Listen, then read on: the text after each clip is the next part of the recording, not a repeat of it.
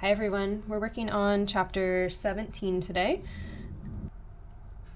So right here, and we are looking at our third group of polymers. We had polymers that build large carbohydrates. We had polymers of amino acids that build proteins. And now with nucleic acids, we're looking at polymers, which are our nucleic acids, that are built out of monomers, which are nucleotides.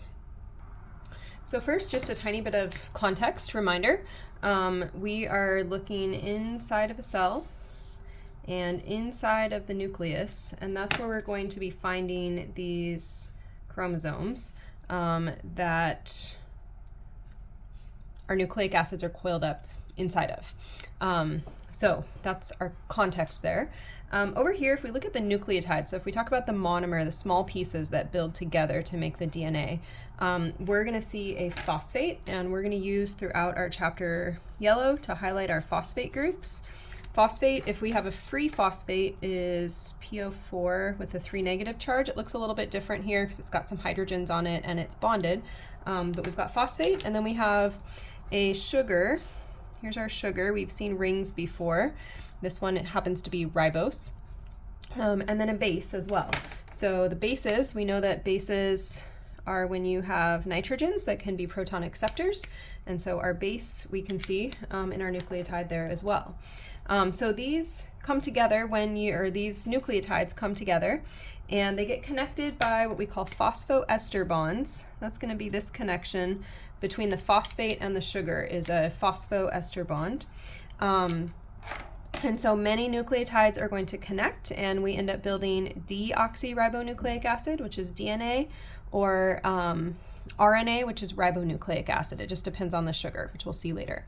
And so then this long polymer of nucleotides coils around proteins, and together those form chromosomes. A note, these other foods, or these other groups, are all found as foods, right? We had carbs, we have fats, and we have proteins. You're going to find DNA in all of your living cells, but it's not going to be a nutrient for us. We're not eating it to like bulk up and build muscle or whatever. So on our next slide, we'll just do a little bit more background information. So again, throughout the chapter, we're going to be seeing phosphates, and here you can see that again, PO4, 3 negative. We're going to be seeing sugars, and we're going to see ribose, which has this hydroxyl group, and we're going to see deoxy, so without oxygen ribose, and that will look like this. We'll be using blue for bases, and some of the bases that we're going to see, we'll be using A, T, U, G, and C. U is only found in ribonucleic acid, so RNA. We'll also be seeing esters and some cousins of esters, which are amides and also phosphoesters. And so we'll be using some orange to highlight those various linkages. And then we'll be seeing again intermolecular forces, which we've seen before. Those are those attractions that can be undone.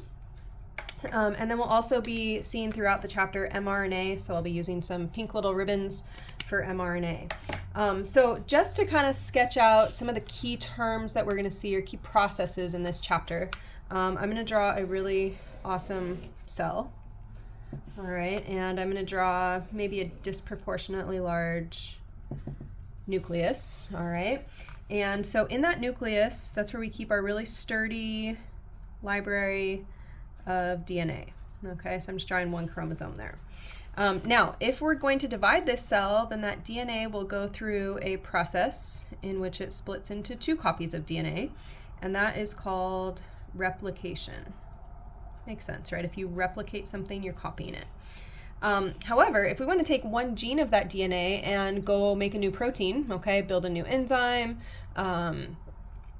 build proteins for your muscles, then we need to take one gene and we need to turn that one gene into a shorter strand. So we'll take a tiny fraction of that DNA and put it through a process called transcription and turn it into mRNA. mRNA is much tinier than DNA, and so that mRNA is able to leave the nucleus, okay, small enough to get out, and it's going to find a ribosome, and this is not going to be to scale, but we're going to find a ribosome or many ribosomes throughout the cell. Ribosomes are made up of proteins and ribosomal RNA, so rRNA will be seen. And so that mRNA is going to feed through the ribosome. Here's my mRNA. And it's going to be met there by a final type of RNA, and that is tRNA, transfer RNA. So we've got our mRNA feeding in to the ribosome. We've got transfer RNA that's got amino acids. Each piece of transfer RNA has an amino acid connected to it. And as those amino acids are held here, they start to bond together and build a protein. So this would be a protein chain of amino acids that's forming.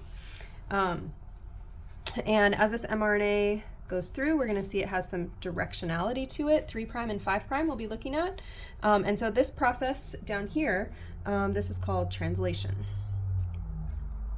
So in the cytoplasm, 3 types of RNA working together to turn mRNA into a protein. So we're taking one gene, getting it out of the nucleus and expressing it as a protein. And that's going to be some of the processes we're going to see in this chapter.